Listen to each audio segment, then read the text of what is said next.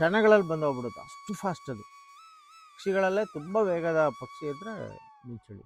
So ಆಗ ಅವು ಆ ಗೂಡಿಂದ ಆ ಪರ್ಸ್ ತನಕ ಹಾರ್ಕೊಂಡು ಬರ್ತವೆ.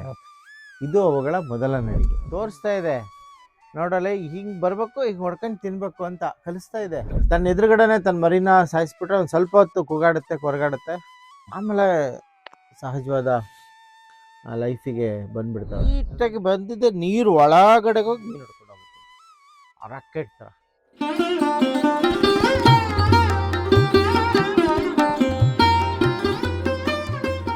ನಮಸ್ಕಾರ ವೀಕ್ಷಕರೇ, ನಡೆನುಡಿಗೆ ಮತ್ತೊಮ್ಮೆ ಸ್ವಾಗತ.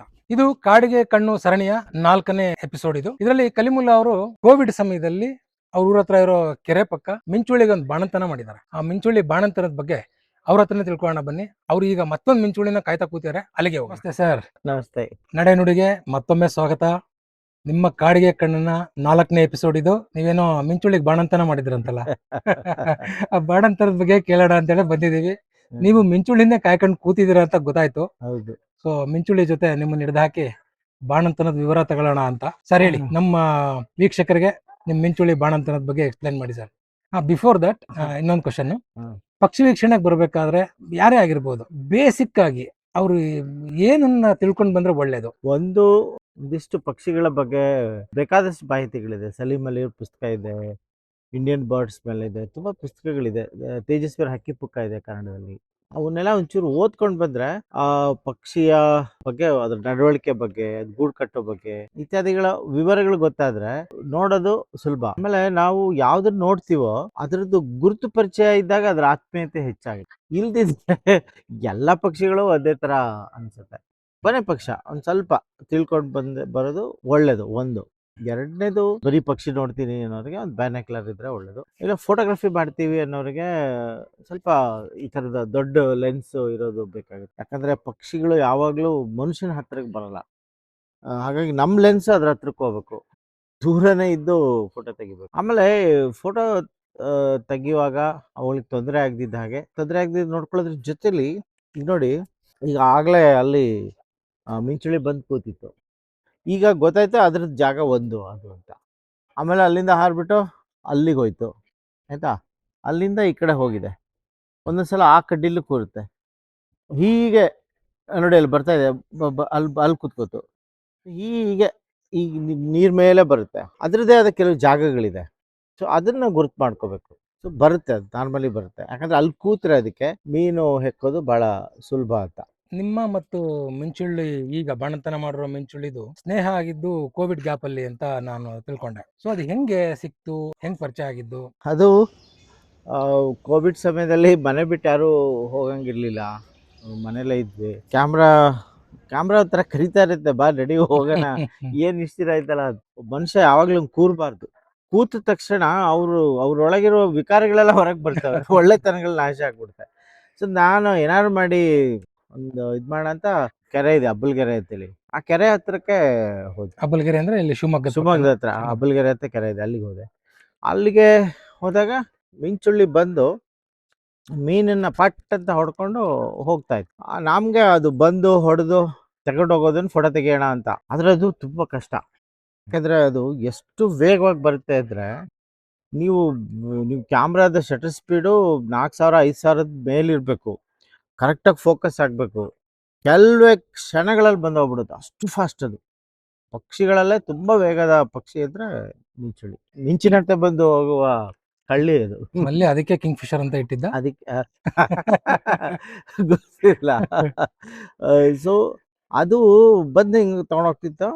ಅಂದ್ರೆ ನನ್ಗೆ ಒಂದು ಗೊತ್ತಿತ್ತು, ಏನಂದ್ರೆ ಈ ಮಿಂಚುಳ್ಳಿ ಇದೆಯಲ್ಲ, ಅದು ಮೀನನ್ನ ಹಿಡಿಯುತ್ತಲ್ಲ, ಹಿಡಿದಾಗ ಅದು ಅದ್ರ ಕೊಕ್ಕಲ್ಲಿ ಮೀನು ಬಾಯಿ ಒಳಗಡೆಗೆ ಅದ್ರ ತಲೆ ಇದೆ, ಮೀನಿನ ತಲೆ ಇದೆ ಅಂದ್ರೆ ಅದು ತಾನು ತಿನ್ನಕ್ಕೆ ಅಂತ ಹೇಳಿ. ಒಂದ್ ವೇಳೆ ಅದು ಕೊಕ್ಕಿನಿಂದ ಹೊರಗಡೆಗೆ ಮೀನಿನ ತಲೆ ಹಿಂಗೆ ಜೊಲಾಡ್ತಿದೆ ಅಂತಂದ್ರೆ ಅದು ತನ್ನ ಮರಿಗಳಿಗೆ ತಿನ್ಸಕ್ಕೆ ಅಂತ. ಮಿಂಚುಳ್ಳಿ ಯಾವಾಗಲೂ ಮೀನಿನ ಹಿಡಿದ ತಕ್ಷಣ ಏನು ಮಾಡುತ್ತೆ, ತೊಗೊಂಡೋಗಿ ಆ ಥರದ ಬಂಡೆ ಅಥವಾ ಆ ಥರ ಇದಿದೆಯಲ್ಲ, ಕಾಣಿಸ್ತಾ ಇದೆಯಲ್ಲ ಅಲ್ಲಿ ಕೋಲು, ಆ ಥರದ ಜಾಗಕ್ಕೆ ಹೋಗಿ ಕೂತು ಒಂದ್ಸಲ ಜೋರಾಗಿ ಹೊಡೆಯುತ್ತೆ, ಹೀಗೆ ತಲೆನ ಸಾಯಿಸುತ್ತೆ. ಹೊಡೆದಾದ್ಮೇಲೆ ಹಿಂಗೆ ಹಿಚ್ಕಿ ಇದು ಮಾಡುತ್ತೆ, ಕಿಲ್ ಮಾಡುತ್ತೆ. ಕಿಲ್ ಆಗಿರೋದು ಕನ್ಫರ್ಮ್ ಆದ್ಮೇಲೆ ನುಂಗುತ್ತೆ. ಅದನ್ನ ಹೇಳಿದ್ನಲ್ಲ, ಅದ್ರ ಕೊಕ್ಕಲ್ಲಿ ಹೊರಗಡೆಗೆ ಮೀನಿನ ತಲೆ ಬದ್ದಿದೆ ಅಂದ್ರೆ ಅದು ಮರಿಗಳಿಗೆ ಕೊಡಕ್ಕೆ ಅಂತ. ನಮ್ಗೆ ಅವಾಗ ಗೊತ್ತಾಗುತ್ತೆ, ಓ ಮರಿಗಳಿಗೆ ಕೊಡ್ತಾ ಇದೆ ಅಂದ್ರೆ ಇಲ್ಲೇ ಎಲ್ಲೋ ಅದು ಗೂಡು ಇದೆ. ಕಟ್ಟಿದೆ ಅಂತ ಲೆಕ್ಕ. ಸೊ ಗೂಡು ಕಟ್ಟಿರೋ ಜಾಗದಲ್ಲೇ ಅದು ಅದೇನ್ ಮಾಡುತ್ತೆ, ಉದಾಹರಣೆಗೆ ಈ ಥರದ ಜಾಗ ಇದೆಯಲ್ಲ ಸರ್, ಇಲ್ಲಿ ಈಗ ನೀರು ನಿಂತಿದೆಯಲ್ಲ, ಅದ್ರ ಮೇಲ್ಗಡೆಗೆ ಒಂಚೂರು ಕೆಸರಿನ ಪಾತಿ ಥರ ಇದೆಯಲ್ವಾ, ಅದು ಸ್ವಲ್ಪ ಕೆಸರಲ್ಲ, ಅದು ಗಟ್ಟಿ ಜಾಗ. ಅಂಥ ಕಡೆಗಳಲ್ಲಿ ಇದು ಆಳವಾಗಿ ಗೂಡನ್ನ ಕಟ್ಟುತ್ತೆ. So ಅದಕ್ಕೆ ನೀವು ಕೆಸರುಗೂಡು ಅಂತ ಕರೆಯೋದು. ಹಾಂ, ಕೆಸರುಗೂಡು ಅಂತ ಕರಿತೀವಿ. ಆಳವಾಗಿ ಕಟ್ಟುತ್ತೆ. ಹೆಂಗೆ ಅಂದರೆ ಅಲ್ಲಿಗೆ ಬೇರೆ ಯಾವುದೇ ಜೀವಿಗಳು ಬಂದು ತನ್ನ ಮರಿಗಳಿಗೆ ತೊಂದರೆ ಕೊಡಬಾರ್ದು ಅನ್ನೋ ಕಾರಣಕ್ಕೆ. ಈಗ ಅಲ್ಲಿ ಕೆಸರಿದೆ, ನೀರಿನ ತೇವಾಂಶ ಇದೆ. ಅಂಥ ಕಡೆಗೆ ಮೊಟ್ಟೆ ಇಟ್ಟು ಅದಕ್ಕೆ ಶಾಖ ಕೊಡಬೇಕಲ್ಲ, ದೇಹದ ಶಾಖ. ನೆಂದು ಬಂದಿರುತ್ತೆ ಅದು. ಹೇಗೆ ನೆಂದ ಪಕ್ಷಿ ತನ್ನ ಮೈಯ ಶಾಖವನ್ನು ಎಷ್ಟು ಕೊಡ್ಬೋದು ಅದಕ್ಕೆ? ಹೆಂಗೆ ಅದನ್ನ ಹಿಗ್ಗಿಸ್ಕೊಳ್ಳುತ್ತೆ ಅದ್ರ ಮೈಯ ಶಾಖ? ಇದು ಭಾಳ ವಂಡರ್ ಅಂತ ಅನ್ಸುತ್ತೆ. ತುಂಬಾ ಪಕ್ಷಿಗಳು ಹೀಗೆ ನೀರಿನ ಮೇಲೆ ಗೂಡನ್ನು ಕಟ್ತವೆ, ಮರಿಗಳಿಗೆ ಶಾಖ ಕೊಡ್ತವೆ. ಆ ಶಾಖದ ಪ್ರಮಾಣ ಎಷ್ಟಿರ್ಬೋದು? ಈ ಸೃಷ್ಟಿ ಅದಕ್ಕೆ ಎಂಥ ಅದ್ಭುತವಾದ ಕೊಡುಗೆ ಕೊಟ್ಟಿದೆ ಅಂತ. ಸೊ ಆ ಥರದ ಇದರಲ್ಲಿ ಕಟ್ಟುತ್ತೆ. 2, 3, 4 ಮೊಟ್ಟೆಗಳ ತನಕ ಇಡುತ್ತೆ.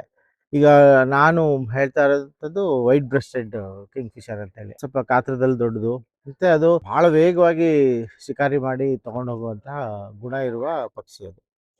ಅದನ್ನ ನೋಡಿದೆ. ಅವಾಗೇನಾಯ್ತು, ಈಗ ಉದಾಹರಣೆಗೆ ಅಲ್ಲಿ ಗೂಡಿದೆ ಅಂತ ಇಟ್ಕೊಳ್ಳಿ. ಅದೇನ್ ಮಾಡುತ್ತೆ ಅಂದ್ರೆ, ಮೀನು ಅಲ್ಲಿ ಹೊಡಿತು ಅಂದ್ರೆ ತಕ್ಷಣ ಆ ಗೂಡಿಗೆ ಹೋಗಲ್ಲ ಅದು. ಯಾವುದೇ ಮಿಂಚುಳ್ಳಿ ಆದ್ರೂ ಅದು ಅಲ್ಲಿಂದ ಬಂದು ಅಲ್ಲಿ ಕೂರುತ್ತೆ ಫಸ್ಟು. ಇಲ್ಲಿ ಸುತ್ತ ಯಾರಾದ್ರೂ ಇದಾರ ಅಂತ ನೋಡುತ್ತೆ, ಆಯ್ತಾ. ಈಗ ನಾವಿಲ್ಲಿ ಕೂತಿದ್ರೆ ಬರೋದೇ ಇಲ್ಲ ಅದು. ಸೊ ಅದಕ್ಕೆ ನಾವೇನು ಮಾಡ್ತೀವಿ, ನಾರ್ಮಲಿ ಈ ಅದು ಗೂಡು ಮಾಡಿದೆ ಅನ್ನೋ ಸಂದರ್ಭದಲ್ಲಿ ನಾವಿಲ್ಲಿ ಹೈಡ್ ಮಾಡ್ಕೋತೀವಿ, ಬಟ್ಟೆ ಕಟ್ಕೊಂಡು ಮರೆ ನಾವು ಮಾಡ್ಕೊಳ್ಳಿ. ಮರೆ ಮಾಡ್ಸ್ಕೊತೀವಿ. ನಾವು ಇರುವಿಕೆ ಅದಕ್ಕೆ ಗೊತ್ತಾಗ್ಬಾರ್ದು ಆ ಥರ. ಅದಕ್ಕೆ ಮೊದಲು ನಾವು ಬಂದ ತಕ್ಷಣ ಫೋಟೋ ತೆಗಿಯಕ್ಕಾಗಲ್ಲ. ಬಂದು ಸುಮ್ಮನೆ ಕೂರ್ಬೇಕು 1-2 ದಿನ. ಅದರ ಆಕ್ಟಿವಿಟೀಸ್ ಅನ್ನು ಗಮನಿಸ್ಬೇಕು. ಅದು ಎಲ್ಲಿಂದ ಬರುತ್ತೆ, ಎಲ್ಲಿಗೆ ಹೋಗುತ್ತೆ, ಯಾವ ಜಾಗಕ್ಕೆ ಕೂರುತ್ತೆ ಅಂತ. ಈಗ ನೋಡಿ, ಅಲ್ಲಿ ನ್ಯಾಚುರಲ್ ಪರ್ಚ್ ಇದೆ, ಅಲ್ಲಿಗೆ ಬಂದು ಕೂರ್ತಾ ಇದೆ ಅದು. ಆ ಥರದ್ದು ಇಲ್ಲ ಅಂದ್ರೆ ನಾವೇ ಆ ಜಾಗದ ಹತ್ರಕ್ಕೆ ಒಂದು ಕಡ್ಡಿನ ನಿಲ್ಸಿದ್ರೆ ಅದು ಬಂದು ಅಲ್ಲಿಗೆ ಬಂದು ಕೂರುತ್ತೆ. ಬಿಟ್ಟು ಏನ್ ಮಾಡುತ್ತೆ, ಒಂದ್ಸಲ ಆ ಕಡೆ ಒಂದ್ಸಲ ಈ ಕಡೆಗೆ ಗಮನಿಸುತ್ತೆ. ಅಂದ್ರೆ ಅದು ಮೀನ್ ತಗೊಂಡು ಬಂದಿದೆಯಲ್ಲ, ಅದನ್ನ ಹಿಂಬಾಲಿಸ್ಕೊಂಡು ಯಾವ್ದಾದ್ರು ಬೇರೆ ಪಕ್ಷಿಗಳು ಅದ್ರ ಮರಿ ತಿನ್ನಕ್ಕೆ ಏನಾದ್ರು ಬಂದಿದೆಯಾ ಅಂತೇಳಿ ಅದು ಗಮನಿಸುತ್ತೆ. ಸೊ ಯಾರು ಇಲ್ಲ ಅಂತ ಗೊತ್ತಾದಾಗ ಬುರ್ರ್ ಅಂತ ಒಳಗಡೆಗೆ ಹೋಗುತ್ತೆ, ಮರಿಗಳಿಗೆ ತಿನ್ನಿಸಿ ಈಚೆಗೆ ಬರುತ್ತೆ. ಹಾಗೆ ತಿನ್ನಿಸಿ ಈಚೆಗೆ ಬರುವಾಗ ಮರಿಗಳು ಮಾಡಿದ ವಿಸರ್ಜನೆ ಇದೆಯಲ್ಲ, ಅದನ್ನ ಬಾಯಲ್ಲಿ ನುಂಗ್ಕೊಂಡು ಬಂದು ಅದನ್ನ ತಗೊಂಡೋಗಿ ದೂರ ಬಿಸಾಕತ್ತೆ. ಯಾಕೆಂದ್ರೆ ಬೇರೆ ಪ್ರಾಣಿ ಪಕ್ಷಿಗಳಿಗೆ ವಾಸನೆ ಗೊತ್ತಾಗಬಾರ್ದು ಅಂತ. ಇದನ್ನ ಪಕ್ಷಿಗಳಷ್ಟೇ ಅಲ್ಲ, ಪ್ರಾಣಿಗಳು ಮಾಡ್ತವೆ. ಉದಾಹರಣೆಗೆ ನೋಡಿ ನೀವು, ಯಾವುದೇ ಜಿಂಕೆ ಹುಟ್ಟಿದ್ರೆ ಅದೇನ್ ಮಾಡುತ್ತೆ, ಫಸ್ಟು ತನ್ನ ಮಗುವಿನ ಮೈ ಮೇಲಿರೋ ರಕ್ತನೆಲ್ಲ ನೆಕ್ಕುತ್ತಲ್ವಾ. ಯಾಕೆ ನೆಕ್ಕುತ್ತೆ ಹೇಳ್ರಿ? ಕ್ಲೀನ್ ಮಾಡೋದಕ್ಕೆ. ಹೌದು, ಯಾಕೆ ಕ್ಲೀನ್ ಮಾಡುತ್ತೆ? ಬೇಗ ಬೇಗ ಕ್ಲೀನ್ ಮಾಡುತ್ತೆ ಅಂದ್ರೆ ಆ ರಕ್ತದ ವಾಸನೆ ಬೇಗ ಕಾಡಿನಲ್ಲಿ ಗೊತ್ತಾಗ್ಬಿಡುತ್ತೆ. ಸೊ ಯಾರು ಬಂದು ಹಿಡ್ಕೊಂಡು ತಿಂದ್ಬಿಟ್ರೆ ಅಂತ ಹೆದರಿಕೆ. ಹಾಗಾಗಿ ವೇಗವಾಗಿ ಆ ಕೆಲಸ ಮಾಡುತ್ತೆ. ಗೊತ್ತಾಗ್ಬಾರ್ದು ಅಂತ ಅದನ್ನ ತಗೊಂಡೋಗಿ ಹೊರಗಡೆಗೆ ಹಾಕುತ್ತೆ.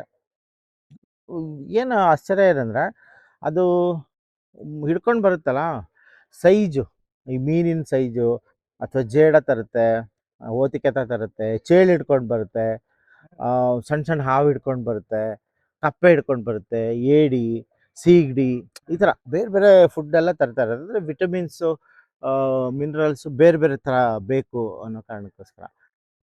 ನಮ್ಗೆ ಏನಂದ್ರೆ, ಅದು ಹಿಡ್ಕೊಂಡು ಬರುತ್ತಲ್ಲ, ಆ ಸೈಜ್ ನೋಡೇ ಹೇಳ್ಬಿಡ್ಬೋದು ಅದ್ರ ಮರಿಗಳಿಗೆ ಎಷ್ಟು ದಿನ ಆಗಿರ್ಬೋದು, ಇನ್ನು ಬಾಣತ್ತರದ ಎಷ್ಟು ದಿನ ಏನಂತ.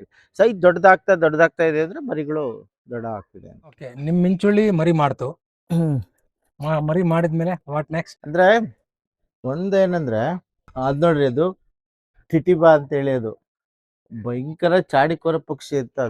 ಅದು ಎಲ್ಲರಿಗೂ ಇಲ್ಲೇನೋ ತೊಂದರೆ ಇದೆ ಕಣ್ರು ಅಂತ ಎಲ್ಲರಿಗೂ ಮೆಸೇಜ್ ಕೊಡುತ್ತೆ. ಹಾ, ಅದು ತಾಯಿ ಇದೆಯಲ್ಲ, ತಾಯಿ ತಂದೆ ಇಬ್ರು ಸೇರಿ ಸಾಕ್ತಾರೆ ಮರಿಗಳನ್ನ. ಸಾಕಿದ್ಮೇಲೆ ಈಗ ಗೂಡಿನೊಳಗೆ ಮರಿಗಳು ಚೆನ್ನಾಗಿ ಆ ಅಪ್ಪ ಅಮ್ಮ ತಂದ್ಕೊಟ್ಟು ತಿಂದು ಚೆನ್ನಾಗಿ ಆಗಿದೆ. ತಂದೆ ತಾಯಿಗೆ ಗೊತ್ತಾಗುತ್ತೆ, ಇನ್ನ ಫೀಡಿಂಗ್ ಸ್ಟಾಪ್ ಮಾಡ್ಬೇಕು, ಇವಕ್ಕೀಗ ಶಿಕ್ಷಣ ಕೊಡಬೇಕು, ಬದುಕುವ ಶಿಕ್ಷಣ ಕೊಡಬೇಕು ಅಂತ. ನಂಗೆ ಬಹಳ ವಂಡರ್ ಅನ್ಸೋದು, ಮನುಷ್ಯರಲ್ಲಿ ಈ ಪದ್ಧತಿ ಇಲ್ಲ. ಪ್ರಾಣಿ ಪಕ್ಷಿಗಳಲ್ಲಿ ತುಂಬಾ ವೇಗವಾದ ಬದುಕು, ಕೆಲವೇ ವರ್ಷಗಳ ಬದುಕು, ಆದ್ರಿಂದ ಎಲ್ಲ ಚಕ ಚಕ ಅಂತ ಆಗ್ಬಿಟ್ಟು ಏನ್ ಮಾಡುತ್ತೆ ಗೊತ್ತಾ, ತಾಯಿ ಊಟ ಕೊಡಲ್ಲ, ನಿಲ್ಸ್ಬಿಡುತ್ತೆ ಮರಿಗೆ. ಆಮೇಲೆ ಊಟ ತಂದು ನಾನು ಹೇಳಿದ್ನಲ್ಲ ಒಂದು ಪರ್ಚ್ ಅಂತ ಹೇಳಿ, ಅಲ್ಲಿ ಬಂದು ಕುತ್ಕೊಂಡು ಅಲ್ಲಿಂದ ಕೂಗುತ್ತೆ. ಮರಿಗಳೆಲ್ಲ ಬಂದ್ ಹಿಂಗ್ ಇಣಕ್ ನೋಡ್ತವೆ. ಇಣಕ್ ನೋಡಿದ್ರೆ ತಾಯಿ ತೋರ್ಸೋದು ಗುಳುಮ್ ಅಂತ ನುಂಗೋದು. ತಾಯಿ ಇದನ್ನ ಉಪವಾಸ ಇದ್ದು ಕಲಿಸ್ತಾಳೆ. ಒಂಥರ ಮಕ್ಳಿಗೆ ತೋರ್ಸೋದು ಗುಳುಮ್ ಅಂತ ಆಸೆ ಹುಟ್ಟಿಸುತ್ತೆ. ಹಸಿವು ಜಾಸ್ತಿ ಆಗ್ತಾ ಬಂತು. ಮಕ್ಕಳು ಈಗ ಏನ್ ಮಾಡ್ತವೆ ಅಂದ್ರೆ, ಬೇಕು ಮೀನು ಅಂದ್ರೆ ಹಾರಬೇಕು, ಬರಬೇಕು, ಅಮ್ಮನ ತನಕ ಹೋಗ್ಬೇಕು. ಅಂದ್ರೆ ಅದನ್ನ ನಾವು ನಿಷ್ಕರಣೆ ಅಂತ ಹೇಳಕ್ ಬರಲ್ಲ. ಶಿಕ್ಷಣದಲ್ಲಿ ಒಂದು ಸಣ್ಣ ಶಿಕ್ಷೆ ಕೂಡ ಇದೆ. ಇಲ್ದೇ ಇದ್ರೆ ಏನಾಗುತ್ತೆ, ಆ ಮರಿಗಳು ಅಲ್ಲೇ ನಮ್ಮ ಅಪ್ಪ ತಂದಾಕ್ತಾರೆ ಬಿಡುತ್ತೆ, ಅಲ್ಲೇ ತಿಂದು ದಪ್ಪ ಆಗ್ತವೆ, ಹೊರಗಡೆ ಬರೋದೇ ಇಲ್ಲ, ರೆಕ್ಕೆ ಬಳಸೋದಿಲ್ಲ, ಹಾರದ್ ಕಲಿಯಲ್ಲ. ಇದು ಒಂದು ಪಾಠ. ಅದಾದ್ಮೇಲೆ ಒಂದ್ 2 ದಿನ ಅಲ್ಲಿಗೆ ತಂದು ಕೊಡುತ್ತೆ. ಅವು ಮತ್ತೆ ಹಾರೋಗೋದು, ಬರೋದು, ಕೂರೋದು. ಸೊ ಒಂದ್ ಸ್ಟೆಪ್ ಆಯ್ತು. ಸೆಕೆಂಡ್ ಸ್ಟೆಪ್, ಅವಕ್ಕೀಗೇನು ಇಲ್ಲಿ ಕುತ್ಕೊಂಡ್ರೆ ತಂದು ಕೊಡ್ತಾಳೆ ಅಂತ ಆಯ್ತು. ಇಲ್ಲಿ ತನಕ ಹಾರ್ ಬರೋದಷ್ಟೇ ನಮ್ ಕೆಲಸ. ಈಗೇನು ಹೆಂಗೆ ಆಹಾರ ಹುಡುಕ್ಬೇಕು ಅನ್ನೋದು ಕಲಿಸ್ಬೇಕಾಗಿದೆ. ಅದಕ್ಕೆ ಏನ್ ಮಾಡುತ್ತೆ, ಇಲ್ಲಿ ಕೂತಿರ್ತಾವಲ್ಲ ಇವುಗಳ ಎದುರುಗಡೆಗೆ ಅಲ್ಲಿಂದ ಬಂದು ಹಿಂಗ್ ಮೀನ್ ಟಕ್ ಅಂತ ಹೊಡ್ಕೊಂಡು ಅಲ್ಲೆಲ್ಲ ಹೋಗಿ ಕುತ್ಕೊಂಡು ತಿನ್ನುತ್ತೆ. ಕೊಡೋದೇ ಇಲ್ಲ. ಏನ್ ಮಾಡ್ತಿದೆ ಹೇಳಿ ಅದು ತಾಯಿ ತೋರಿಸ್ತಾ ಇದೆ, ನೋಡಲ್ಲ ಹಿಂಗ್ ಬರ್ಬೇಕು, ಹಿಂಗ್ ಹೊಡ್ಕೊಂಡು ತಿನ್ಬೇಕು ಅಂತ ಕಲಿಸ್ತಾ ಇದೆ. ಕೊಡ್ತಿಲ್ಲ, ಕೊಡೋದು ಸ್ಟಾಪ್. Second step. ಅವಾಗ ಏನ್ ಮಾಡ್ತಾವೆ, ಮರಿಗಳು ಬಂದು ಅದೇ ತರ ಹೋಗಿ ಹೊಡ್ಕೊಂಡು ತಿಂದು ಕುತ್ಕೊಳಕ್ ಶುರು ಮಾಡ್ತವೆ. ಅದು ತಂದೆ ತಾಯಿಗಳ ಕೊನೆಯ ವಿದಾಯ. ಅಂದ್ರೆ ಇದು ಎಷ್ಟು ದಿನಕ್ಕಾಗುತ್ತೆ ಸರ್ ಮರಿ ಹುಟ್ಟಿ? ಈ ಮರಿ ಹುಟ್ಟಿದ ಒಂದ್ 3-4 ದಿನದಲ್ಲಿ ಮುಗ್ದೋಗ್ಬೇಕು ಅಷ್ಟೇ. 3-4 ದಿನ, 5 ದಿನ ಹೆಚ್ಚಂದ್ರೆ. ಆಮೇಲೆ ಅಲ್ಲೆಲ್ಲೆಲ್ಲೋ ಕರ್ಕೊಂಡೋಗಿ ಕೂರಿಸಿ ಅದು 2 ಮಾಡ್ಬೇಕು. ಒಂದು ಹಾರೋದನ್ನ ಕಲಿಸ್ಬೇಕು ಸಹಜವಾಗಿ, ಇನ್ನೊಂದು ಆಹಾರ ಹುಡ್ಕೋ ರೀತಿನ ಕಲಿಸ್ಬೇಕು. ಅಲ್ಲಿಗೆ ಮುಗೀತು. ಯಾವಾಗ ಅವು ಆಹಾರ ತಿನ್ನಕ್ ಶುರು ಆದ್ವೋ ಅಲ್ಲಿಂದ ಅವು ಇಂಡಿಪೆಂಡೆಂಟ್. ಆಮೇಲೆ ನೆಕ್ಸ್ಟು ತನ್ನ ಸಂಗಾತಿನ ಹುಡ್ಕೊಳ್ಳೋದು, ಗೂಡು ಕಟ್ಟೋದು, ಇದೆಲ್ಲ ಅದು ನಿಸರ್ಗ ಸಹಜವಾಗಿ ಅದ್ರಲ್ಲೇ ಬಂದ್ಬಿಟ್ಟಿರುತ್ತೆ. ಅವು ಅದೆಲ್ಲ ಆಮೇಲೆ ತಂತಾನೆ ಮಾಡ್ಕೊಳ್ಳುತ್ತೆ. ಸರ್, ಈ ಕಿಂಗ್ ಫಿಶರ್ಸ್ ಅಲ್ಲಿ ಎಷ್ಟು ವಿಧಗಳಿದೆ? ನಮ್ಮಲ್ಲಿ ಕರ್ನಾಟಕದಲ್ಲಿ ಯಾವ್ಯಾವ ಹೆಚ್ಚು ಕಾಣಿಸ್ತವೆ? ಕರ್ನಾಟಕದಲ್ಲಿ ಈಗ ಆಗ್ಲೇ ನಾವು ನೋಡಿದ್ವಲ್ಲ, ವೈಟ್ ಬ್ರೆಸ್ಟೆಡ್ ಅದು, ಆಮೇಲೆ ಕಾಮನ್ ಕಿಂಗ್ ಫಿಶರ್ ಅಂತ ಇದೆ, ಇನ್ನೊಂದು ಪೈಡ್ ಅಂತ ಇದೆ. ಆ ಪೈಡ್ ಅನ್ನೋದಂತೂ ಅದೊಂದು ಅದ್ಭುತ. ಈ ತರ ನೀರಲ್ಲಿ ಸಾಧಾರಣ ಸಂಜೆ ಹೊತ್ತು ಹಿಂಗ್ ಮೇಲ್ಗಡೆಗೆ ಬಂದು ಹಿಂಗೆ ಹಿಂಗೆ ನೋಡ್ತಾ ಇರುತ್ತೆ, ಕೆಳಗಡೆಗೆ ನಿಂತ್ಕೊಂಡ್ಬಿಡುತ್ತೆ, ಹಿಂಗೆ ಹಾರ್ತಾ ನಿಂತ್ಕೊಂಡ್ಬಿಡುತ್ತೆ. ಸ್ಟ್ರೈಟ್ ಆಗಿ ಬಂದಿದ್ದೆ ನೀರು ಒಳಗಡೆಗೆ ಹೋಗಿ ಮೀನು ಹಿಡ್ಕೊಂಡು ಹೋಗುತ್ತೆ, ರಾಕೆಟ್ ತರ. ಅದು ಒಂಥರ. ಇದು ಅಷ್ಟೇ, ಇದು ನೋಡ್ತಾ ಇರುತ್ತೆ. ಒಂದೇನು ಗೊತ್ತಾ ನಿಮಗೆ, ಕಿಂಗ್ ಫಿಶರ್ದು ವೇಗ ಮತ್ತು ಗುರುತು ಹಿಡಿಯೋದು, ನಿಖರತೆ ಪರ್ಫೆಕ್ಟ್. ಅಂದ್ರೆ ಮಿಸ್ ಆಗಲ್ಲ ಅಂತಲ್ಲ, ಆಗುತ್ತೆ. ಅಂದ್ರೆ ಮೀನನ್ನು ನೋಡ್ತಿದ್ದಾಗೇನೆ ಕರೆಕ್ಟಾಗಿ ಬಂದು ಹೊಡೆಯುತ್ತೆ. ಅಂದ್ರೆ ಅದ್ರ ವೇಗ ಇದೆಯಲ್ಲ, ಮೀನಿಗೆ ಗೊತ್ತೇ ಆಗಲ್ಲ, ಅಷ್ಟೊತ್ತು ಟಕ್ ಅಂತ ಹೊಡ್ಕೊಂಡು ಹೋಗ್ಬಿಡುತ್ತೆ. ಗಮನಿಸುತ್ತೆ, ಕೂತು ಭಾಳ ಹೊತ್ತು ಗಮನಿಸುತ್ತೆ. ಆದರೆ ಅದು ಒಂದಾಯ್ತು. ಈಗ ಕೆಲವು ಅಂದರೆ ಕರ್ನಾಟಕ ಮತ್ತು ಮಹಾರಾಷ್ಟ್ರ, ಗೋವಾ ಬಾರ್ಡ್ರಲ್ಲಿ, ಅಂದರೆ ಈ ಸಮುದ್ರ ತೀರದ ಜಾಗದಲ್ಲಿ, ನಮ್ಮ ಕೊಲ್ಲೂರು ಇದೆಯಲ್ಲ ಅಲ್ಲಿ ತನಕ ಒಂದು ಪಕ್ಷಿ ಬರುತ್ತೆ. ಅದು ಗೋವಾದಿಂದ, ಆ ಕಡೆಯಿಂದ, ಮುಂಬೈ ಕಡೆಯಿಂದ ಬರುತ್ತೆ. ಅದು ಕೂಡ ಮಿಂಚುಳ್ಳಿ. ಅದಕ್ಕೆ ನಾವು ODKF ಅಂತ ಕರಿತೀವಿ, ಅಂದರೆ ಓರಿಯೆಂಟಲ್ ಡ್ರಾಫ್ಟ್ ಕಿಂಗ್ ಫಿಶರ್ ಅಂತೇಳಿ. ಅದಕ್ಕೆ 3 ಬೆರಳಿನ ಮಿಂಚುಳ್ಳಿ ಅಂತ ಹೇಳ್ತಾರೆ. ಅದಕ್ಕೆ 3 ಬೆರಳಿದೆ, 3 ಬೆರಳು. ನನ್ನ ಪ್ರಕಾರ ಪಕ್ಷಿಗಳಲ್ಲಿ ಅತ್ಯಂತ ಸುಂದರವಾದ ಪಕ್ಷಿ ಅದು. ಅದಲ್ಲದೆ ಇಲ್ಲಿ ಇನ್ನೂ ದೊಡ್ಡ ಗಾತ್ರದ ಮಿಂಚುಳ್ಳಿಗಳು ಇದ್ದಾವೆ. ಉತ್ತರ ಭಾರತದಲ್ಲಿ ಬೇರೆ ಥರದ ಮಿಂಚುಳ್ಳಿಗಳಿದೆ. ನಾನೊಂದು 10-12 ಥರದ ಮಿಂಚುಳ್ಳಿಗಳ ಪಟಗಳನ್ನು ತೆಗೆದಿದ್ದೀನಿ. ಅದರಲ್ಲಿ ರೂಢಿ ಅಂತ ಒಂದಿದೆ, ಅದು ಸಖತ್ ದಪ್ಪ ಇರ್ತದೆ. ಅದು ನನ್ಗೆ ಭಾಳ ಇಷ್ಟವಾದ ಮಿಂಚುಳ್ಳಿ ಅಂದರೆ ODK. ಅದು ಕರ್ನಾಟಕದಲ್ಲಿ ಭಾಳ ಕಡಿಮೆ. ಕೊಲ್ಲೂರು ಅಲ್ಲಿಗೆಲ್ಲ 1-2 ಬರುತ್ತೆ. ಅಲ್ಲಿ ಸೌಪರ್ಣಿಕಾ ನದಿ ಅಂತಿದೆ, ಅಲ್ಲಿ ಬರುತ್ತೆ. ಇನ್ನೊಂದಿದೆ ಕಿವಿ ಹತ್ರ, ನೀಲಿ ಬಣ್ಣ ಇರುವಂತಹ ಕಿಂಗ್ ಫಿಶರು. ಪ್ರತಿ ಪಕ್ಷಿಗೂ ಅದರದೇ ಆದಂಥ ವೈಶಿಷ್ಟ್ಯಗಳು ಇರುತ್ತೆ. ಕಿಂಗ್ ಫಿಶರ್ಗೆ ಆ, ಅದೊಂದು ಅಪರೂಪದ ಪಕ್ಷಿ. ಅದ್ರ ಬೇಟೆ ಮಾಡೋ ವಿಧಾನ ಮತ್ತು ಆ ಸಮಯದಲ್ಲಿ ನಾವು ಫೋಟೋ ಹೊಡೆಯೋದಿದೆಯಲ್ಲ, ಅದು ರಿಯಲಿ ಚಾಲೆಂಜ್. ಈ ಕಿಂಗ್ ಫಿಶರ್ ಮೊಟ್ಟೆ ಇಟ್ಟು ಮರಿ ಮಾಡಿ ಮರಿಗೆ ಟ್ರೈನಿಂಗ್ ಕೊಡೋ ಪೀರಿಯಡ್ ಎಷ್ಟು? ಒಂದು 16 ದಿನ, 16ರಿಂದ 20 ದಿನ. Okay. ಮೊಟ್ಟೆ ಇಟ್ಟ ನಂತರ ಮೊಟ್ಟೆ ಇಡಕ್ಕೇನೆ ಒಂದು 12 ದಿನ ಆಗುತ್ತೆ. ಅದಾದ್ಮೇಲೆ ಒಂದು 16 ದಿನದ ಸಮಯ. ಆಮೇಲೆ ಕಲಿಕೆಗೆ ಒಂದು 4 ದಿನ. ಸೊ 1 ತಿಂಗಳು ಪ್ರೊಸೆಸ್ ಅಂತ ಇಟ್ಕೊಳ್ಳಿ. ನಾನೊಂದ್ಸಲ ಗಮನಿಸಿದ್ದು ಏನಂದ್ರೆ, ಓಡಿಕೆ ಬಾಂಧ ಅಂತ ಹೇಳಿ ಗೋವಾದಲ್ಲಿ, ಅಲ್ಲಿ ಏನಾಗೋಯ್ತು, ಅವು ಗೂಡು ಕಟ್ಟಿದ್ದು 3 ಮರಿಗಳಿದ್ವು. ಈ ಗೊದ್ದಗಳು ಬಂದು ಮರಿಗಳು ಕಣ್ ತಿಂದಾಕ್ಬಿಟ್ಟು. ಆಕ್ಚುಲಿ ಏನಾಗುತ್ತೆ ಗೊತ್ತಾ, ಗೂಡಲ್ಲಿ ಅವು ಮರಿಗಳ ಜೊತೆಲಿ ಇರಲ್ಲ ರಾತ್ರಿ ಹೊತ್ತು. ಬಾಣಂತನದ ಮನೇಲಿ ಅವು ಇರಲ್ಲ. ಮರಿಗಳು ಮಾತ್ರನೇ. ಮರಿಗಳು ಮಾತ್ರ ಇರುತ್ತೆ.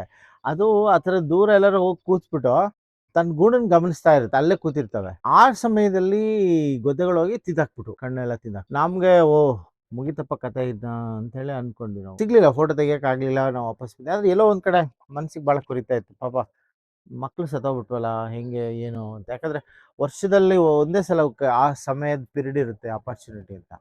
ಬಟ್ ಆಶ್ಚರ್ಯ ಅಂದ್ರೆ, ಅವನು ಆ ಹುಡುಗ ಅಲ್ಲಿ ನಮ್ ಕರ್ಕೊಂಡೋಗಿ ತೋರ್ಸೋನು, ಅವ್ನು ಹೇಳ್ದ, ಸರ್ ವಂಡರ್ ಸರ್, ಮತ್ತೆ ಅವು ಗೂಡನ್ನೆಲ್ಲ ರಿಪೇರಿ ಮಾಡಿ ಕ್ಲೀನ್ ಮಾಡಿ ಜಸ್ಟ್ 8 ದಿನದಲ್ಲಿ ಮತ್ತೆ ಮೀಟಿಂಗ್ ಮಾಡಿ ಮಿಲನ ಆಗಿ ಮತ್ತೆ ಮೊಟ್ಟೆ ಇಟ್ಟು. ನನಗೆ ಬಹಳ ಥ್ರಿಲ್ ಅನ್ಸಿದ್ದು ಏನಂದ್ರೆ, ಜೀವನದಲ್ಲಿ ನಾವೆಲ್ಲ ಸೋಲ್ತೀವಿ, ಆದ್ರೆ ಹೆದರ್ ಬಿಡ್ತೀವಿ. ಅದನ್ನೇ ಇಟ್ಕೊಂಡು ಗೊಳಾಡ್ತಿರ್ತೀವಿ. ಏನೋ ನಮ್ ಕಾಯಿಲೆ, ನಮ್ದು ಹಾಳಾದ ನಮ್ ವ್ಯವಹಾರ, ಏನೋ ಒಂದ್ ಇರುತ್ತೆ. ಪ್ರತಿಯೊಬ್ರಿಗೂ ಒಂದು ಕೊರಗು ಅಂತ ಇರುತ್ತೆ. ಆ ಕೊರಗಲ್ಲೇ ಕೊರಗ್ತಾ ಇದ್ ಮಾಡ್ತಿರ್ತೀವಿ. ಮತ್ತೆ ಜೀವನ ಕಟ್ಕೋಬೇಕು ಅನ್ನೋ ಚಾಲೆಂಜಸ್ ಇದೆಯಲ್ಲ, ಅದು ಆ ಬರ್ಡಲ್ಲಿ ಇದೆ ನೋಡಿ. ಇಡೀ ತನ್ನ ಸಂಸಾರನೇ ಹೊಟ್ಟೋದ್ರುನು ಮತ್ತೆ ತಕ್ಷಣ ಗಂಡು ಹೆಣ್ಣುಗಳು ಬೇಸರವಾಗದೆ ಗೂಡು ಕಟ್ಟಿ ಮತ್ತೆ ಮರಿ ಮಾಡ್ತಾರೆ. ಒಂದು ಏನಂದ್ರೆ, ಪಕ್ಷಿಗಳಲ್ಲಿ, ಪ್ರಾಣಿಗಳಲ್ಲಿ ನೆನ್ಪಿಟ್ಕೊಂಡು ಕೊರಗೋದು ಕಡಿಮೆ. ಕೆಲವೊಂದ್ರಲ್ಲಿದೆ, ಆನೆನಲ್ಲಿದೆ ಅಂತ ಹೇಳ್ತಾರೆ. ತುಂಬಾ ಉದಾಹರಣೆಗಳಿದೆ. ತನ್ನ ಎದುರುಗಡೆನೆ ತನ್ನ ಮರಿನ ಸಾಯಿಸ್ಬಿಟ್ರೆ ಒಂದ್ ಸ್ವಲ್ಪ ಹೊತ್ತು ಕೂಗಾಡುತ್ತೆ, ಕೊರಗಾಡುತ್ತೆ, ಆಮೇಲೆ ಸಹಜವಾದ ಲೈಫಿಗೆ ಬಂದ್ಬಿಡ್ತವೆ. ಅಂದ್ರೆ ನಿಸರ್ಗದಲ್ಲಿ ಗೋಳಾಟ, ಕೊರಗದು ಯಾವುದೂ ಇಲ್ಲ. ಹುಟ್ಟು ಮತ್ತು ಸಾವು ಎರಡನ್ನು ಸಮಾನವಾಗಿ ತಗೊಳ್ಳೋದೇ ನಿಸರ್ಗದ ನಿಯಮ. ನೋಡಿ, ಅವು ಯಾವ ಸ್ಕೂಲಿಗೆ ಹೋಗಿಲ್ಲ, ಪುಸ್ತಕ ಓದಿಲ್ಲ.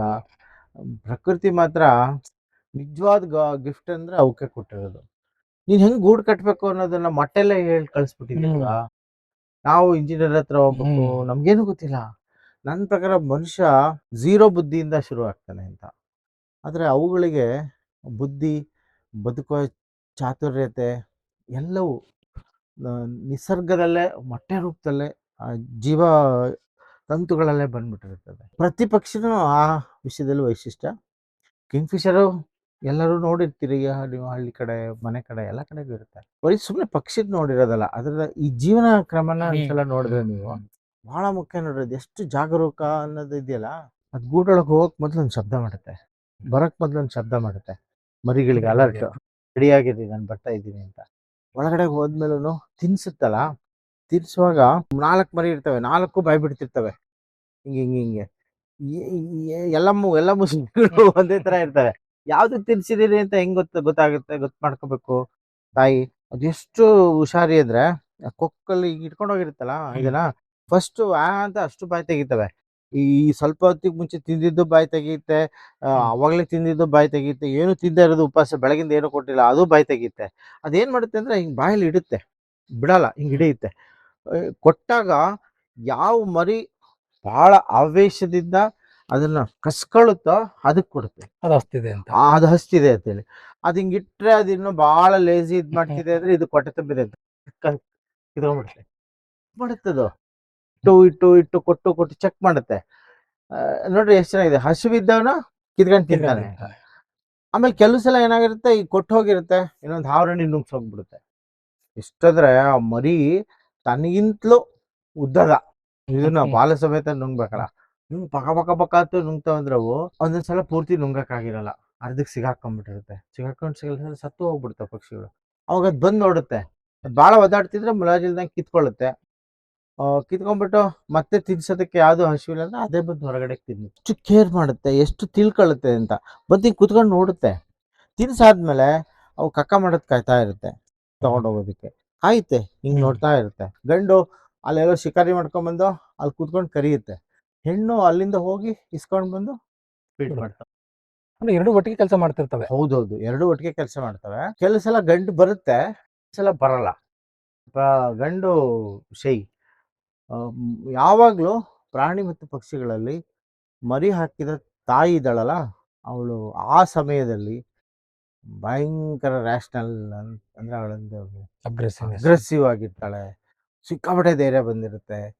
ತನ್ನ ಮರಿಗೆ ತನ್ನ ಉಳಿಸ್ಕೊಳಕ್ಕೆ ಏನು ಬೇಕಾದ್ರೂ ಮಾಡ್ತೀನಿ ಅನ್ನೋದೊಂದು ಛಲ ಬಂದಿರುತ್ತೆ. Thank you sir. ಸೊ ಮುಂದಿನ ಎಪಿಸೋಡ್ ಅಲ್ಲಿ ಮತ್ತೆ ಅವ್ರ ಜೊತೆನೆ ಮುಂದಿನ ಅವರ ಲೇಖನದ ಬಗ್ಗೆ ಮತ್ತೆ ಮಾತಾಡೋಣ. ಆದಷ್ಟು ಬೇಗ ನಿಮ್ಮ ಮುಂದೆ ಬರ್ತೀನಿ. Thank you.